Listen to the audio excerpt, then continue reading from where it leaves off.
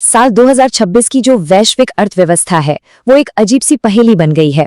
मतलब ऊपर ऊपर से देखें तो सब कुछ ठीक ठाक लगता है, लेकिन क्या वाकई में ऐसा है? चलिए आज इसी विरोधाभास को समझने की कोशिश करते हैं। देखिए, महामारी के बाद दुनिया ने एक के बाद एक कई झटके झेले हैं, पर हमारी अर्थव्यवस्था ने सच कहूं तो सबको हैरान कर दिया है। वो किसी मजबूत चट्टान की तरह हर मुश्किल के सामने खड़ी रही। और इसका सबसे अच्छा उदाहरण है शेयर बाजार।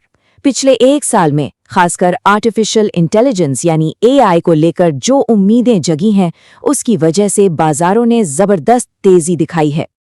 और सिर्फ बाजार ही नहीं, आंकड़े भी यही अच्छी कहानी बता रहे हैं। हर व्यक्ति की औसत कमाई बढ़ी है और पूरी दुनिया की विकास दर भी स्थिर बनी हुई है।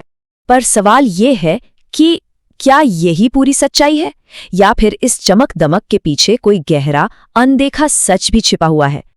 क्योंकि अगर हम सतह के थोड़ा सा भी नीचे झांक कर देखें तो इस अच्छी खबर के ठीक नीचे एक बहुत बड़ी मंदी की आहट सुनाई देती है। एक ऐसी मंदी जो शायद इतिहास में दर्ज हो जाए। असल में अगर हालात ऐसे ही बने रहे तो ये जो 2020 का दशक है ना, ये पिछले 50-60 सालों में आर्थिक विकास के लिहाज से सबसे सुस्त, सबसे धीमा दशक साबित होगा। और ये जो थोड़ा बहुत विकास हुआ भी है, वो सब तक बराबर नहीं पहुंचा। इसका आधे से ज्यादा फायदा तो सिर्फ दुनिया के सबसे अमीर देशों को ही मिला है। इसी वजह से अमीर और गरीब देशों के बीच की खाई और भी ज्यादा गहरी हो गई है। हालत यह है कि दुनिया के 1/3 गरीब देश आज 5 साल पहले के मुकाबले और ज्यादा गरीब हो चुके हैं। तो अब दुनिया की ये जो नाजुक हालत है, इस पर 5 बड़े खतरे मंडरा रहे हैं, और ये सारे खतरे एक दूसरे से जुड़े हुए हैं। ये वो 5 बड़े जोखिम हैं जिन पर इस साल दुनिया भर के बड़े बड़े अर्थशास्त्रियों की पैनी नजर बनी रहेगी। एक एक करके इन्हें समझते हैं। पहला खतरा है अमेरिका और चीन का तनाव। भले ही अभी इनके बीच ट्रेड वॉर थोड़ा शांत है, लेकिन ये सिर्फ एक ऊपरी शांति है। अंदर ही अंदर टेक्नोलॉजी का बादशाह बनने की जो लड़ाई है, वो दुनिया के लिए एक बहुत बड़ा खतरा है।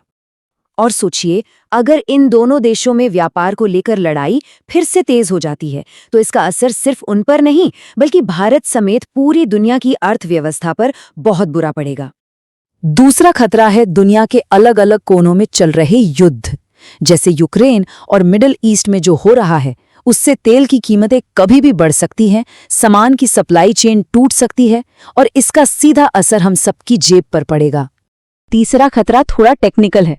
देखिए, पिछले साल दुनिया के ज्यादातर बड़े सेंट्रल बैंकों ने एक साथ मिलकर ब्याज दरें घटाई थी, लेकिन अब सब अपनी अपनी राह पर चल पड़े हैं।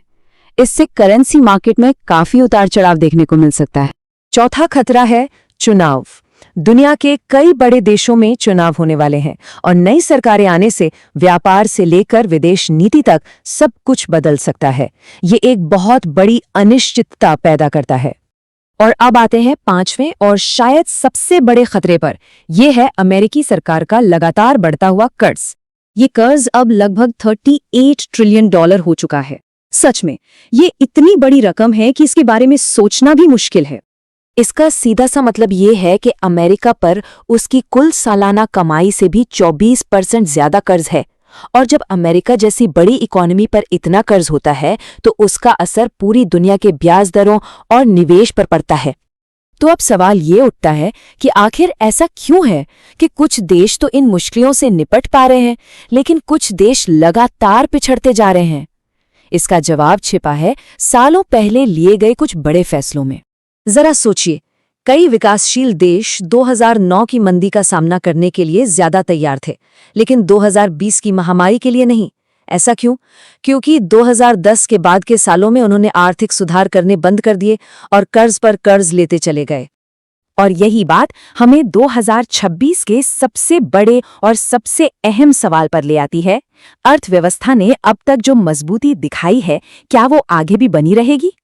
वर्ल्ड बैंक खुद चेतावनी दे रहा है कि हमने जो मजबूती देखी वो कोई असली ताकत नहीं थी, वो तो बस कुछ ऐसे अस्थायी जुगाड़ थे जिन्हें बार बार दोहराना नामुमकिन है।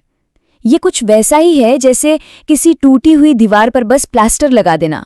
तो आखिरी सवाल यही है, क्या सही आर्थिक नीतियां हमें आने वाले खतरों से बचा पाएंगी, या फिर वैश्विक अर्थव्यवस्था की अच्छी किस्मत का दौर अब खत्म होने वाला है? ये एक ऐसा सवाल है जिसका जवाब हमें आने वाला वक्त ही देगा।